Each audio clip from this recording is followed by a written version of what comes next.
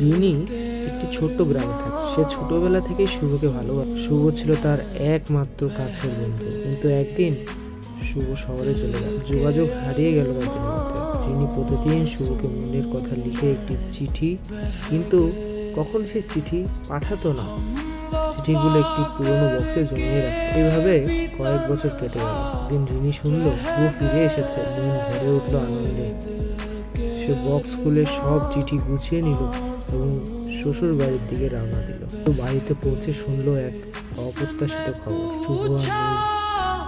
একটি দুর্ঘটনায় তার মৃত্যু হয়েছে। কয়েকদিন তিনি বক্স নিয়ে শুভর কবরের কাছে গেল, কাঁপা হাতে চিঠিগুলো কবরের উপর রাখলো। মনের ভিতর সব কথা এত চিঠিগুলোতে ছিল। শেষবারের মতো সে ফিসফিস করে বলল, তোমার জন্য সবকিছু জমিয়ে রেখেছিলাম শুভ, কিন্তু তুমি শোনার আগে চলে গেলে। রিনি সেদিন বুঝলো, সময়ের আগে তা না বললে, সময় শেষ হয়ে গেলে হাজার চেষ্টা করলেও তা ফিরে পাওয়া যায় না।